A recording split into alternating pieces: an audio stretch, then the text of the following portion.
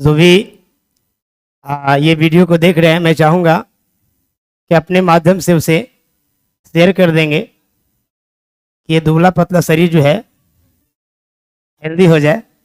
आइए आज के सेशन में हम लोग जो जानेंगे, थोड़ा सा आवाज़ कम कीजिए सर, नॉर्मल।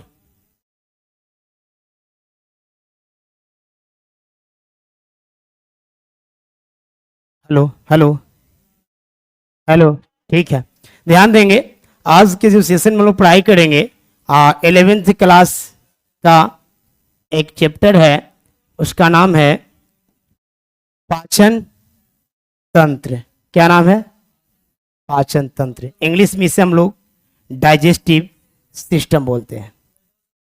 मेरे बच्चों, डाइजेस्टिव सिस्टम का मतलब होता है जो भी आप भोजन को ग्रहण करते हैं वो सारा भोजन एक जटिल रूप होता है। कैसा रूप होता है? चावल खाते हैं, दाल खाते हैं, रोटी खाते हैं, मांस खाते हैं, मछली खाते हैं, जो भी आप खाते हैं सब क्या है? एक जटिल रूप होता है। उसको सरल करना है। क्या करेंगे?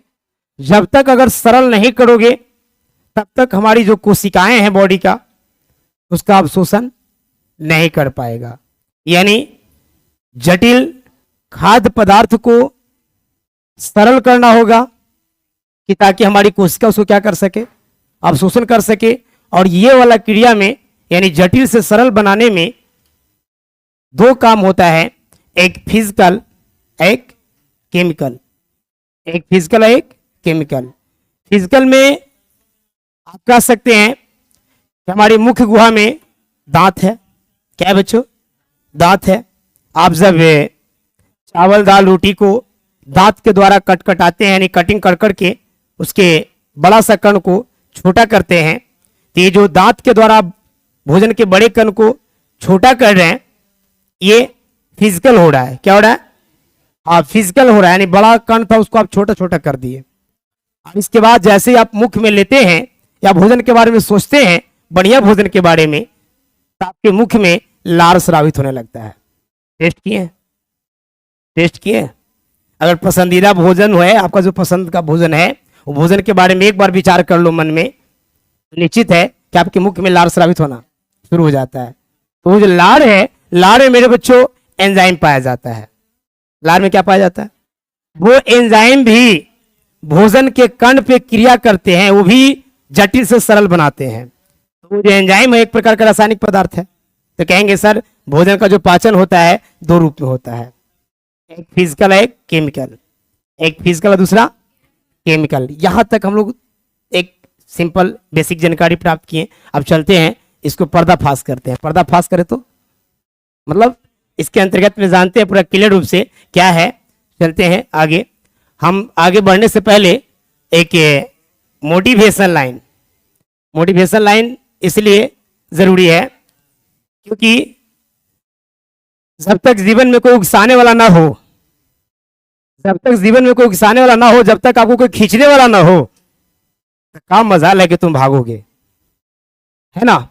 यानी जब तक कि आपको कोई कंपटीशन करने वाला नहीं हो, आपको प्रताड़ित करने वाला नहीं हो। लोग कहते हैं कि हमारे पीछे बहुत दुश्मन है। अरे दुश्मन होना ही बड़ी जरूरी है। तुम बचना सीखो कैसे? तुम कहते हो कि सर हम आगे बढ़ते हैं तो हमको जैसे बड़ी लोग पीछे खींचने में लगा हुआ रहता है। इतना तो माइंड काम कर रहा है कि पीछे खींचने वाला उसको बचना है ना। तो इसके लिए जीवन को आगे चलाने के लिए एक मोटिवेशन लाइन है, उससे आप देखिए। अगर जीवन में सफलता प्राप्त करनी है, अगर चाहते हो कि हम सफलता की प्राप्ति करें, तो मेहनत पर विश्वास करें। यदि आप चाहते हो कि हम सफलता प्राप्त करें, अपना अचीव को पूरा करें, इसके लिए आपको मेहनत पर विश्वास करना होगा। किस्मत की आजमाइश तो जुए में भी होती है। लोग कहते हैं क्या करें, किस्मत में नहीं था। अरे भाई, किस्मत उसी को साथ देता है जो मेहनत पर विश्वास करता है। आज तुम मेहनत पर विश्वास नहीं कर रहे हो और किस्मत के भरोसे बैठोगे ना, तो आपको किस्मत भी साथ देने वाला। किस्मत उसी को साथ देता है जो दिन रात मेहनत करता है और अपने अचीव को, अपने लक्ष्य को पाने के लिए मेहनत करता है। तो ये लाइन से आपको सबक लेना है कि जब भी हम विश्वास करें तो किस पे विश्वास करें? हाँ, जो आप मेहनत कर रहे हैं देख लेना कि हाँ मेरा 24 घंटा में कितना घंटा हम पढ़ाई पे टाइम दे रहे हैं, तभी जाकर के तुम एक अनुमान लगाना कि हम जो 25 के एग्जाम देंगे उसमें मेरा 26 पे एग्जाम देंगे या 25 पे एग्जाम देंगे, उससे मेरा नंबर क्या आने वाला है। ये मेहनत के आधार पर, नहीं कि किस्मत के आधार पर नहीं। ये किस्मत के आधार पर नहीं कहो कि क्या किस्मत में होता है देखा जाएगा, है नहीं, देखा क्या जाएगा, पढ़ भी नहीं करे थे, कहानी खत्म है, बात समझ रही है। चलिए तब इसके बाद हम लोग अगले कड़ी में जानेंगे। देख रहे हैं मोगेम्बो जी है, ये आपके बीच में आए हैं आपको समझाने के लिए कि आइए हमारे माध्यम से आप समझ लीजिए कि पाचन तंत्र किस प्रकार से होता है। पहले हम लोग सब मिल करके इनका नामकरण कर लेंगे। मेरे बच्चों ये है मुख जी, कौन है, इन्हें इंग्लिश में माउथ कहते हैं। क्या कहते हैं, जस्ट मुख के अंतर्गत में एक स्पेस होता है, खाली जगह होती है जिसमें हम लोग चावल दाल रोटी को लेते हैं, वो वाला भाग को क्या कहते हैं, मुख गुहा। क्या कहते हैं, बोलल कीजिए आप लोग, क्या कहेंगे, इंग्लिश में से ओरल कैविटी कहते हैं। क्या कहते हैं, या फिर माउथ कैविटी के नाम से जानते हैं। मेरे बच्चों इसके जस्ट पीछे, पीछे का हिस्सा, मुख गुहा के पीछे के हिस्सा को बोलते हैं पारिक्स। बोलो क्या कहते हैं, पारिक्स। हिंदी में इसे हम लोग ग्रासनी कहते हैं। क्या कहते हैं, ग्रासनी कहते हैं। और यहीं पे ग्रासनी के पास में दो नली हो जाता है, दो गो द्वार रहता है, एक निगल द्वार, एक कंठ द्वार। एक निगल द्वार, एक, मेरे बच्चों कंठ द्वार के बारे में तब जानेंगे जब हम लोग श्वसन तंत्र के बारे में जानेंगे। लेकिन आज हम लोग क्या जान रहे हैं, आज क्या जान रहे हैं, पाचन तंत्र। तो आज पाचन तंत्र जान रहे हैं, इसलिए हम लोग निगल द्वार के बारे में पढ़ेंगे। किसके बारे में, यानी पारिक्स से, पारिक्स से एक नली निकलता है, वो नली को कहते हैं हम लोग निगल द्वार। क्या कहते हैं, वह निगल द्वार ग्रास नली में खुलता है। लंबा पाइप दिखाई दे रहा है, इसको कहते हैं ग्रास नली। इंग्लिश में इसोफेगस कहते हैं। क्या कहते हैं, इसे हम लोग फूड पाइप भी कहते हैं, भोजन नली भी कहते हैं। क्या कहते हैं, ये भोजन नली आपको दिखाई दे रहा होगा, नीचे आकर के एक ऐसी रचना दिखाई दे रहा है, ये आहार नल की सबसे चौड़ी रचना है। इसको हम लोग कहते हैं अमाशय। अमाशय इंग्लिश में स्टोमच कहते हैं। क्या कहते हैं, स्टोमच कहते हैं। बोलचाल की भाषा में पेट भी कहते हैं, लेकिन उदर बोल देते हैं लोग, हम लोग ठहरे बिहारी, इशारा से समझ जाते हैं। क्या, जिसे बोल देने के बाद तो बड़ी बात हो जाती है, लेकिन हम लोग इशारा से समझ जाते हैं। उदर, उदर एकरा इसको नहीं कहते, इसको पेट कहते हैं। क्या कहते हैं, पेट कहिए, अमाशय कहिए, स्टोमच कहिए, लेकिन उदर कहते हैं ऊपर वाला भाग को। ये जो ऊपर से दिखाई दे रहा है इसको क्या कहेंगे, उदर बोलेंगे। क्लियर, ऊपर वाले भाग को उदर बोलेंगे, लेकिन जिसमें भोजन आ रहा है उसे आप अमाशय बोलेंगे या पेट बोलेंगे, है ना। आइए और आगे बढ़ते हैं, और आगे बढ़े हैं तो यही देखिए कुंडलित जैसा हो गया है, यहां से आकर के दिखाई दे रहा है, ये देख रहे हैं, ये जो कुंडली जैसा हुआ है इसे कहते हैं छोटी आंत। यानी अमाशय के बाद कहां, छोटी आंत। एक इंग्लिश में जानते हैं क्या कहते हैं, इंग्लिश में कहते हैं स्मॉल इंटेस्टाइन। क्या कहते हैं, स्मॉल इंटेस्टाइन। क्या कहते हैं बच्चों, देखिए ये छोटी आंत और बड़ी आंत इस जगह पर मिला है, इस जगह पर एक रचना होता है इस प्रकार के उंगली की जैसी, और जिस जगह पे दोनों मिलते हैं ये मिलने वाला जगह कहते हैं सिक्कम। क्या कहते हैं, हाँ सिक्कम। क्या कहेंगे, सिक्कम कहेंगे। ये लंबी रचना उंगली की जैसी को अपेंडिक्स कहते हैं। क्या कहते हैं, अपेंडिक्स। क्या कहेंगे बचवा, अपेंडिक्स। अब यहां से बड़ी आंत स्टार्ट हो गई, क्या है, बड़ी आंत है, इसको कहेंगे बड़ी आंत, बड़ी आंत।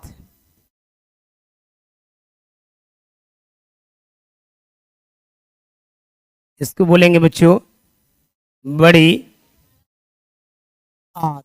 इसको बोलते हैं लार्ज इंटेस्टाइन। क्या बोलते हैं, लार्ज इंटेस्टाइन में देखो, थोड़ा विचार करो, विचार करने में हर्ज नहीं है। यहां पे एक घड़ा के जैसी रचना थोड़ा सा दिखाई दे रहा होगा, है, ये घड़ा की जैसी रचना को हम लोग मलाशय बोलते हैं। क्या बोलते हैं, मलाशय, जिसको हम लोग इंग्लिश में रेक्टम कहते हैं। क्या कहते हैं, रेक्टम कहते हैं। और नीचे को देखो नहीं छिद्र जैसा खुला है, इसको बोलते हैं मल्ल द्वार या गुद्दा। मल्ल द्वार या गुद्दा कहते हैं बचवा। इसे हम लोग एनस बोलते हैं इंग्लिश में। क्या बोलते हैं?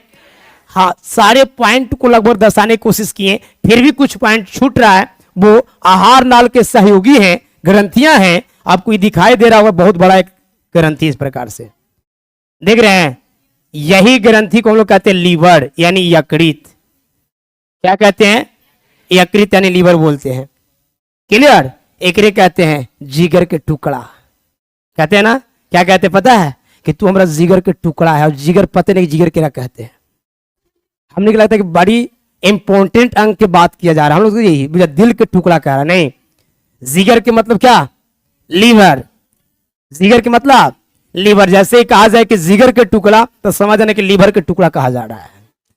भाई लीवर के टुकड़ा कहना कोई बड़ी बात, बहुत बड़ी बात है, क्योंकि लीवर की संख्या भी क्या होता है? एक गो। लीवर खत्म तो आदमी खत्म।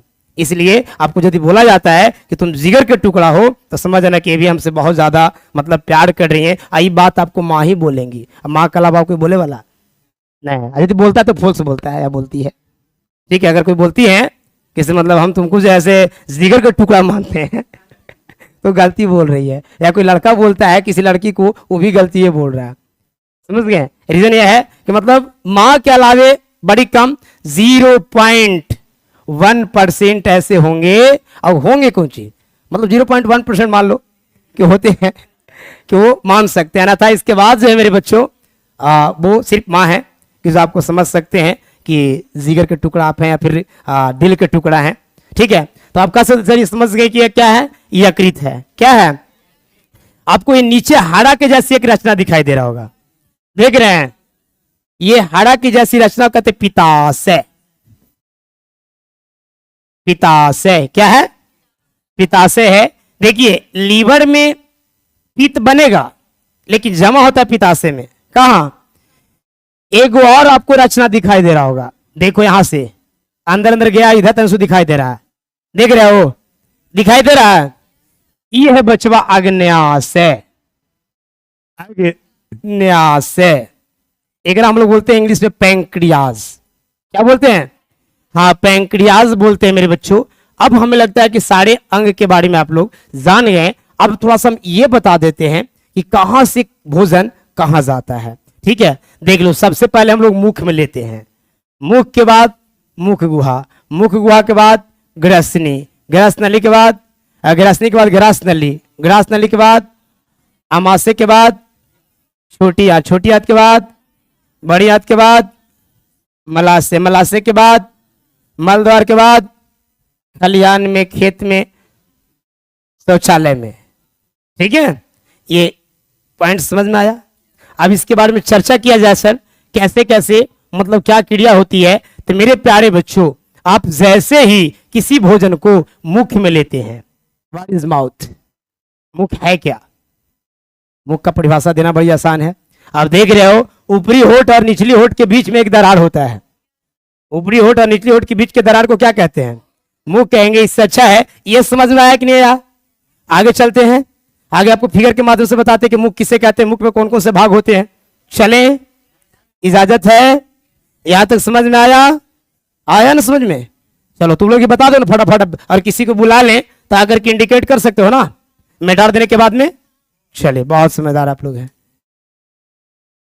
देखिए आप लोग चिरका रहा है जीभ निकाल करके, है नहीं?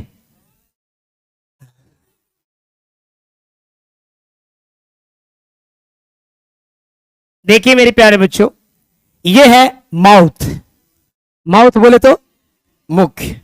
माउथ मतलब हाँ मुख है। देखो यहां गौर से, तो ये मुख में आपको ये निचला हिस्सा एक दिखाई दे रहा होगा। देख रहे हैं? फिर इस प्रकार से बना हुआ है। देखिए एकरे पर लड़कियां जो हैं अपना कलाकारी दिखाती हैं कलाकारी यही दिखाती हैं ठीक है। और ये नीचे वाला हिस्सा हो गया और एक ऊपर का हिस्सा भी दिख रहा होगा।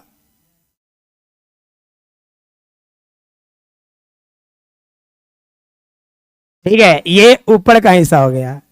इसे कहेंगे मेरे बचवा, ये जो देख रहे हैं ऊपर और नीचे, यही है होठ। ये क्या है? देखिए लिखा हुआ लिप, लिप मतलब होठ। मेरे बच्चों ऊपरी होठ और निचली होठ के बीच में जो दरार तो पूरा खोलने है ना, दरार का ये गुफा है। ये दरार की बात है, दरार के मतलब हल्का जब बंद कर ले हैं तब ऊपरी होठ और निचली होठ के बीच के दरार को क्या कहेंगे? मुख कहेंगे। आपको याद हो गया होगा कि सर ऊपर की होठ और निचली की होठ की जो बीच का दरार है उसे क्या कहेंगे? मुख कहेंगे। क्लियर? अच्छा, अब कहिए कि सर मुख के अंदर में क्या है? तो मुख के अंतर्गत में दो भाग होते हैं, याद रखेंगे। मुख के अंदर में कितने भाग? हाँ, दो भाग होते हैं। एक होता है वेस्टिबुल। क्या होता है? एक वेस्टिबुल होता है और दूसरा जो होता है ओरल कैविटी होता है।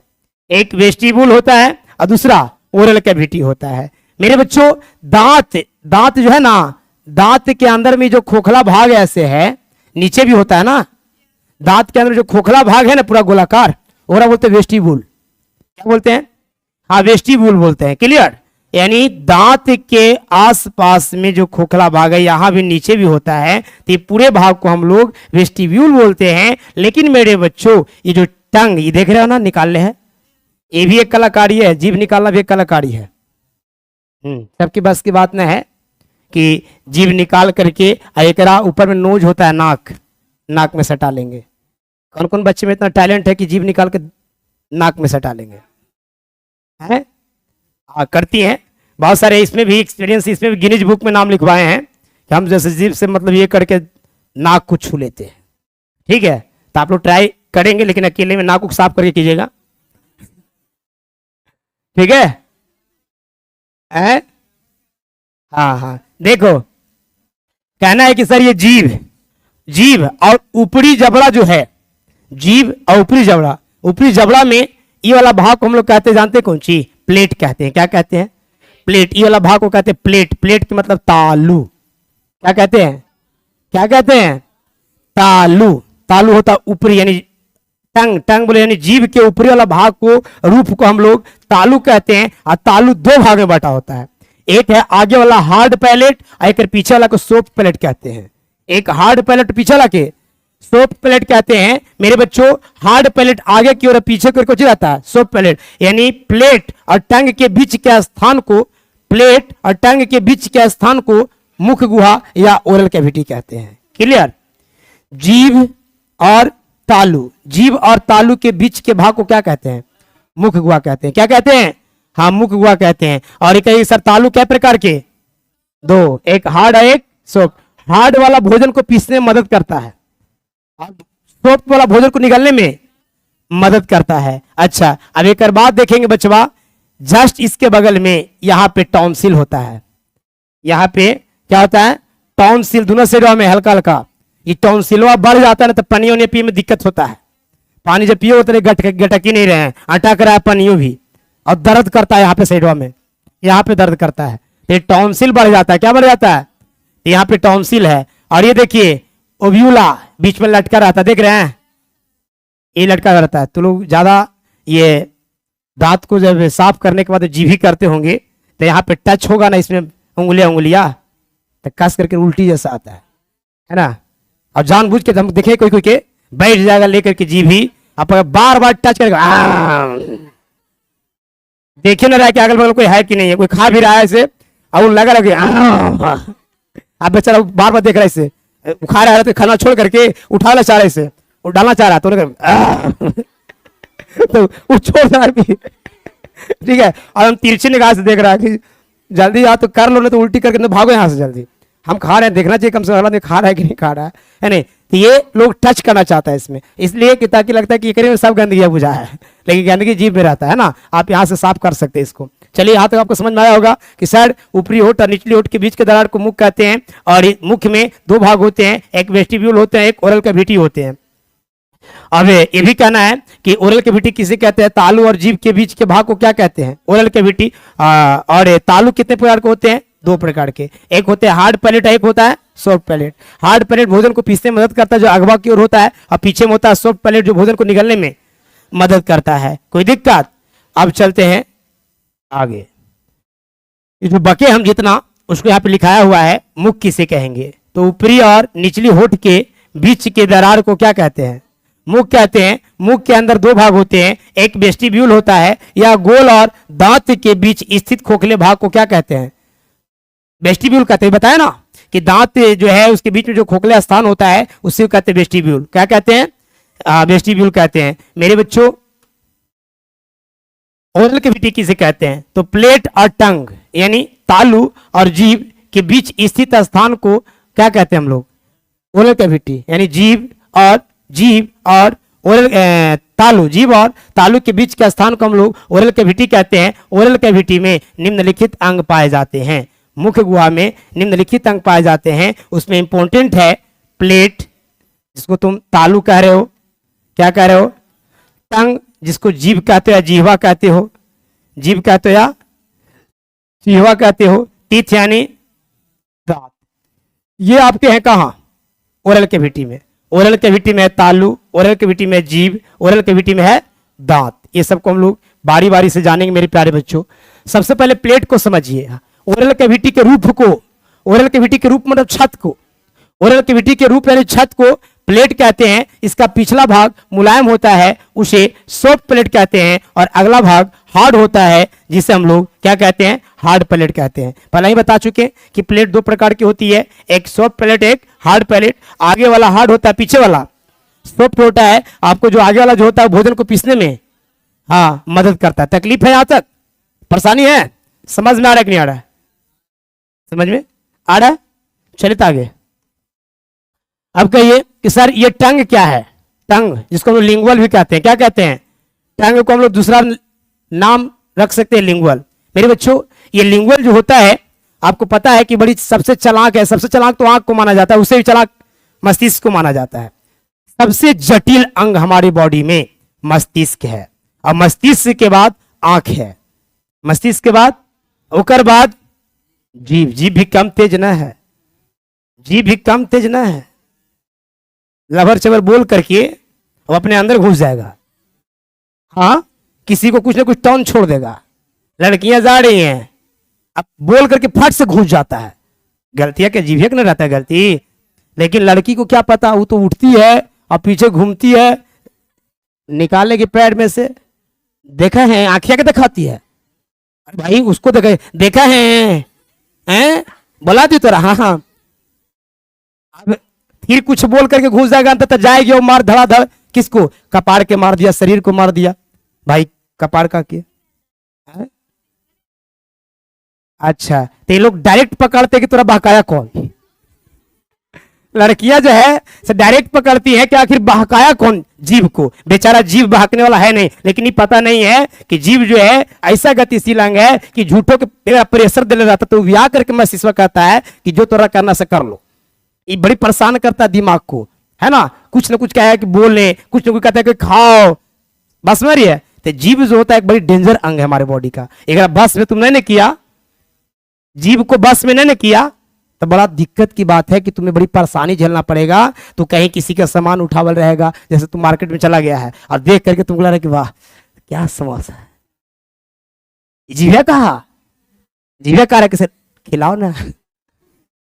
समझ गए? और पैकेट हो रहा था, पैकेट में पैसा उसा है नहीं, तो हाँ सब खिलाओ। समझ गए? तो तुम क्या करोगे? ये कहता है ऑर्डर, प्रेशर दे रहा है दिमाग के, तो दिमाग कहता है आंख के, कह रहे देखो रे कोई है ना रे, ना तो मारो हाथ। ठीक है? तो आंख देखेगा इन्हें उन्हें, तब तक कि मस्तिष्क कहते हैं हाथ के कि जाओ तू ही बढ़ाओ। देखेगा इन्हें उन्हें, और हाथ वहां भिड़ा ले ऐसे पकड़ करके और उठा कर लेके चला। क्या वजह से जी, अगर उसमें पकड़ा जाता है तो जीभिया कोई दोष देता है? बड़ी समझदार आदमी, बहुत समझदार आदमी जो रहता है, तो यदि कोई गाली दे दिया तो वो घूम करके आए और कहे किसे जीभिया कबार ले। हाँ, काहे कि जानता है कि एक गलती ना है, वो जीभिया की गलती है। जीभिया बोल के कहाँ घुस जाता है अंदर। तो ये बहुत ये कि गतिशील अंग है, इसको पकड़ करके रखना है, संभाल करके रखना है, जगह जगह प्रयोग करना है। कब क्या बोल करके अंदर चल जाए कोई गारंटी नहीं है, और कब क्या खोज देगा इसका भी कोई गारंटी नहीं है। तो आ जाओ जीभ के बारे में जानते हैं। वह अंग जो स्वाद का अनुभव कराता है क्या कहलाता है?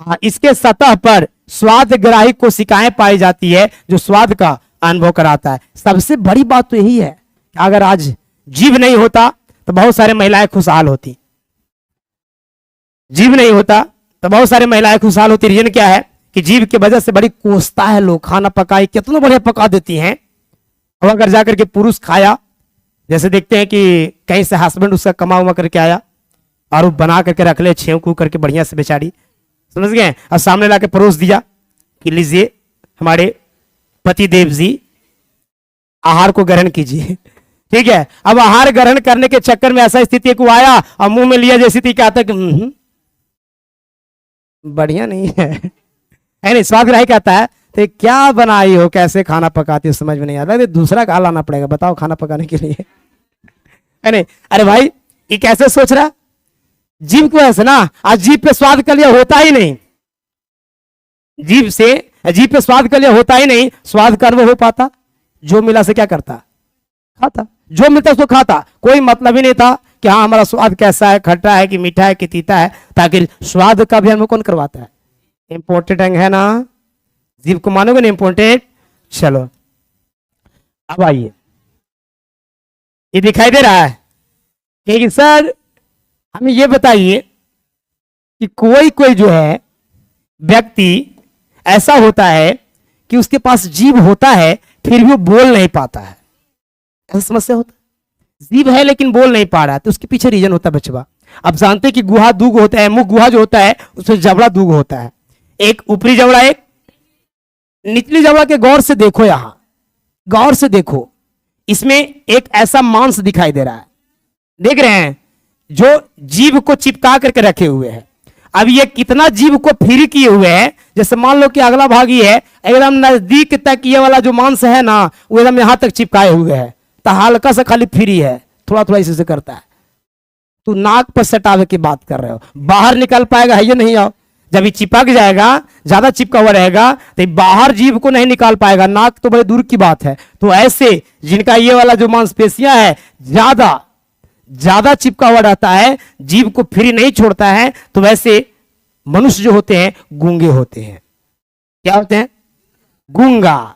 अब ऐसी स्थिति में डॉक्टर के पास जाओगे तो डॉक्टर साहब देखेंगे क्या आएगा, तो जीभ सट्टा हो लगा, क्या लगा, जीभ सट्टा, ज्यादा सट्टा लगा जीभ, एयर ऑपरेशन करे पड़तो, तो ऑपरेशन करके और क्या करते हैं ना कि इसको कटिंग करते हैं और कुछ फ्री छोड़ते हैं जीभ को, तब बोलना शुरू कर देता है। लेकिन हमको बोलने से मतलब नहीं है, हम तो ये कह रहे हैं कि जीभ जो होता है वो निचली जबड़ा के कौन से भाग से जुड़ा होता है ना। कोई पूछे कि जीभ निचली जबड़ा के कौन से भाग से जुड़ा होता है, तो हम कहेंगे कि लिंगुअल फ्रेनुलम, एकरा नाम है बचवा, एकरा नाम है लिंगुअल फ्रेनुलम, फ्रेनुलम क्या कहते हैं। कोई पूछे कि बताओ जीभ निचली जबड़ा के कौन से किसके द्वारा निचली जबड़ा से जुड़ा रहता है, तो क्या कहोगे, लिंगुअल फ्रेनुलम, बताओगे ना। लिंगुअल फ्रेनुलम के वजह से ही ज्यादा चिपका रहता है, व्यक्ति क्या हो जाता है, गूंगा हो जाता है। कंप्लीट। अब चलिए आगे, यहां तक तो कोई दिक्कत ना हुआ होगा।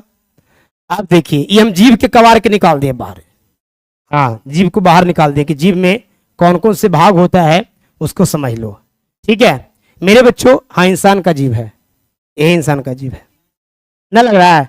अरे भाई तो इसको कटिंग करके निकाल लेना है, देख रहे हैं, ये आप देख रहे हैं फायरेंजल पार्ट है, ये वाला भाग चिपका हुआ रहता है पीछे निचली जबड़ा में, ये फायरेंजल पार्ट, ये वाला जो पार्ट है यहाँ, ये उसमें चिपका हुआ रहता है निचली जबड़ा में, इसको बोलते हैं फायरेंजल पार्ट। यहां से यहां तक ये पार्ट को क्या कहते हैं, फायरेंजल पार्ट। और ये जो फ्री है, ये जो फ्री है जो हम लोग बाहर दिखाते रहते हैं, बाहर दिखाते हैं ना, अरे भाई एक अनोखा तरीका है महिलाओं का भी, गर्ल्स लोग का, पुरुष लोग ऐसा बड़ी कम करते कि जीभ दिखाएंगे, समझ गए। लेकिन महिला जब लड़ाई करेगी या फिर गुस्सा उस्सा होंगे ना, तो जीभ बैठना, जीभ बैठना, हाँ जीभ बाहर निकालती है। हम कल हम महिला हैं, हम महिला हैं जी, ठीक है। आजा ये देखिए, ये वाला भाग जो है क्या है, ओरल पार्ट है। ये क्या है, ओरल पार्ट, जो फ्री रहता है हमेशा, क्या रहता है, हाँ ये फ्री रहेगा। अब इसके बाद देखो जीभ के अगला सीरा, जिससे अगर लेकर के ऐसे कुछ कहता है कि तुम चखो तो जी कैसन है, तो चलावा हाथ पर ले लिए, अगला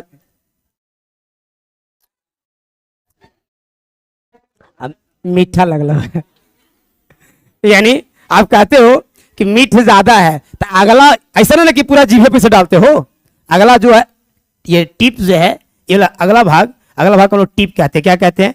टिप की मदद से किसी को चखने का काम करते हैं। चलिए अब है, इसमें आपको बीच में एक दिखाई दे रहा है रचना, ये देख रहे हैं, ये रचना देख रहे हैं, ये है मेडियन सल्कस।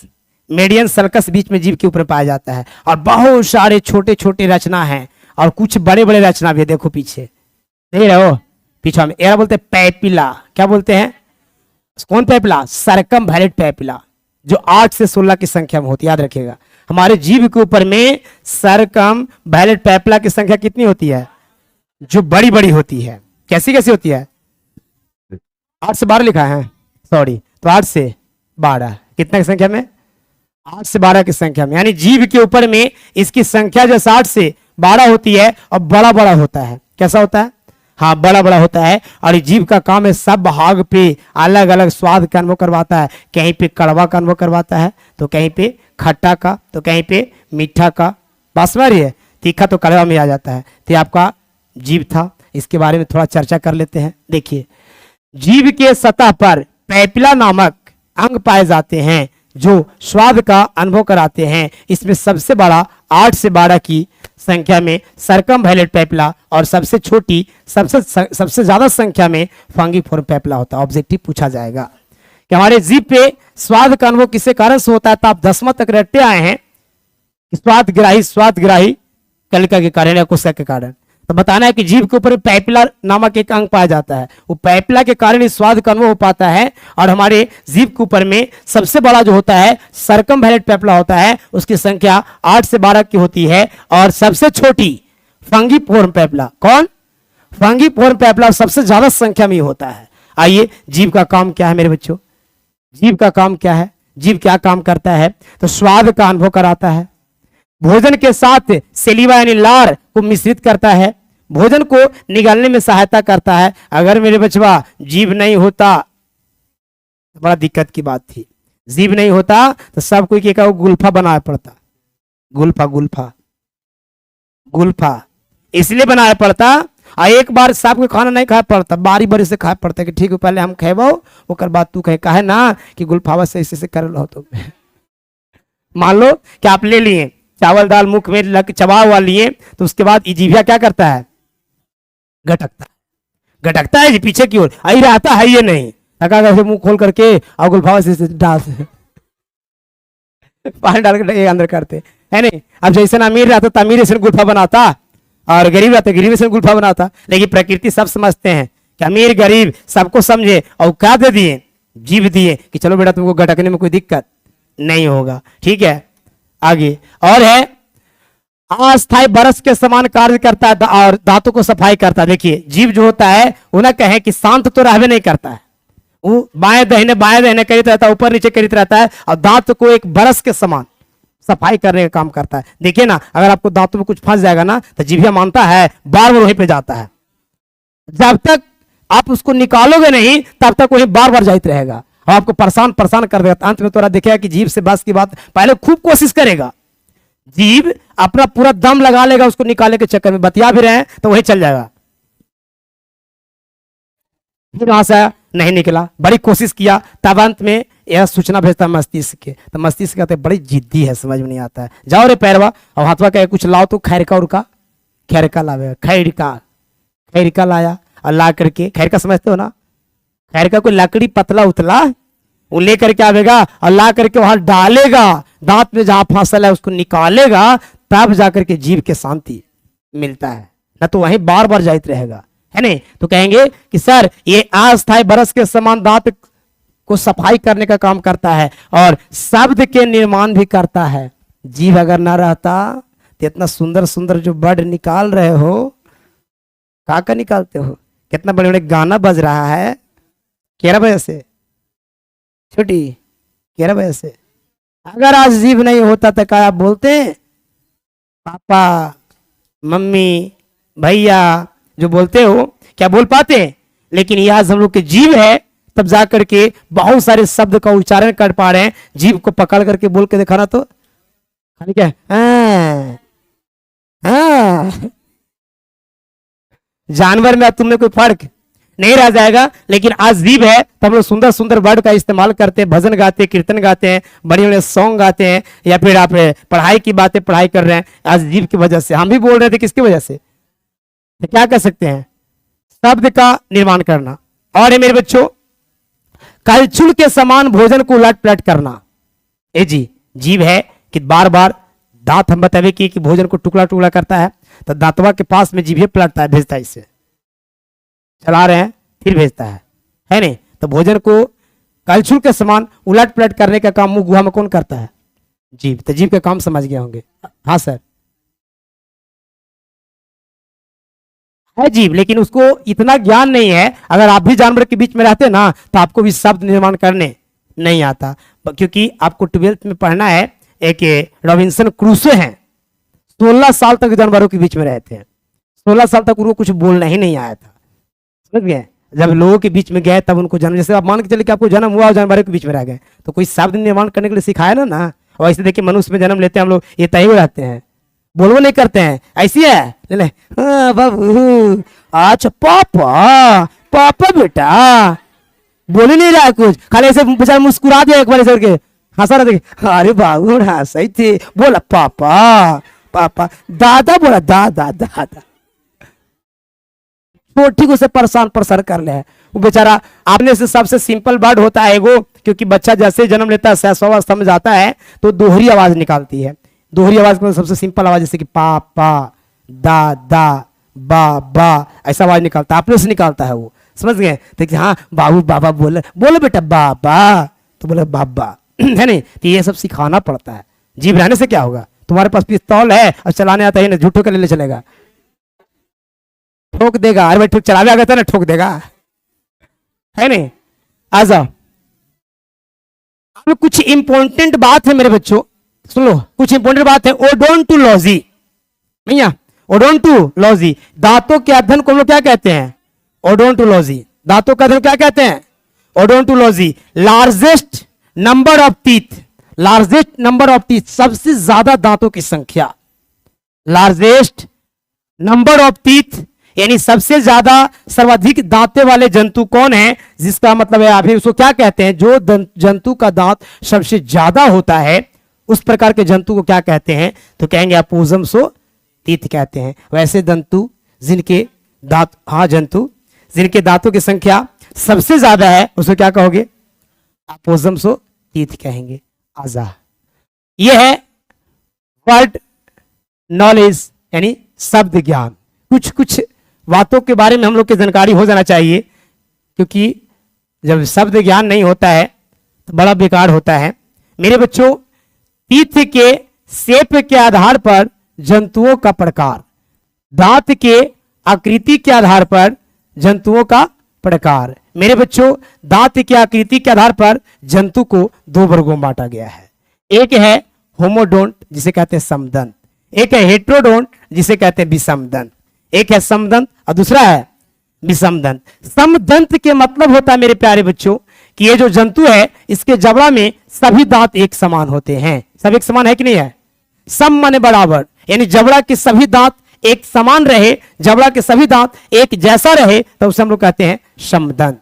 और जबड़ा के दांत सब देखिए तो अलग अलग प्रकार के है अलग अलग प्रकार के। जब जबड़ा के दांत एक समान नहीं हो तो उसे हम लोग कहते हैं हेट्रोडोंट। बोलिए, एक जैसा है, इसमें एक जैसा है, आई में एक जैसा है कि नहीं है? तो जब कहेंगे कि बताओ कि दांत के शेप के आधार पर, दांत की आकृति के आधार पर जंतुओं को कितने वर्गों में बांटा गया है? दो वर्गों में बांटा गया है, एक समदंत एक विषमदंत, एक होमोडोंट और दूसरा हेट्रो। समझ में आ रही है? किसको नहीं समझ? हाथ उठाओ जिसको समझ में नहीं आ रहा। आ रहा सबको? बढ़े आगे। अब है होमोडोंट यानी समदंत। जब जबड़े का सभी दांत क्या हो? एक समान हो तो उसे क्या कहते हैं? होमोडोंट कहते हैं। जैसे फिशेज, मछली और फ्रॉग, मेढक, ये सब के दांत जो होता है एक ही तरह के होता है, एक ही जैसा होगा, ठीक है। हेट्रोडोंट विषमदंत, जब जबड़े का सभी दांत एक समान नहीं होते तो उसे क्या कहते हैं? हेट्रोडोंट। जैसे मैमल्स यानी स्तनधारी, स्तनधारी में मनुष्य के लिए है, ठीक है, यानी स्तनधारी जितना भी है, गाय हो गया, भैंस हो गया, मनुष्य हो गए, बंदर हो गया, ये सब जितने स्तनधारी हैं सबके दांत कैसा होते हैं, हेट्रोडोंट होते हैं, यानी जबड़े का दांत एक जैसा नहीं होता है। There are 4 kinds of heterodont, यानी विषम दंत को कितने वर्गों में, एक है इंसाइजर, केनाइन, प्रीमोलर और एक मोलर है। मेरे बच्चों इंसाइजर को हम लोग कर्तनक कहते हैं, इसको केनाइन को भेदक बोलते हैं, प्रीमोलर को अग्र चबर्णक कहते हैं और मोलर को चबर्णक कहते हैं। अब गौर से देखो तो दिखाई देगा, ये देखिए गलती छपा गया यहाँ, ये इंसाइजर है नहीं, इंसाइजर ये है और ये है केनाइन और ये जो है से मोलर है, ये क्या, सॉरी प्रीमोलर है, क्या है फिर से समझेंगे, ये फिगर गलत आ गया है, हम इंडिकेट कर देते हैं। देखिए इसमें इंसाइजर जो है, ये केनाइन है और ये है प्रीमोलर, ये कौन है, प्रीमोलर, और ये क्या है, मोलर है। क्लियर, 4 प्रकार के दांत है कि नहीं है ना। यानी हेट्रोडोंट जो होते हैं जंतु, उनके मुख गुहा में कितने प्रकार के दांत होते हैं, 4 प्रकार के होते हैं। चारों को आप देख लिए।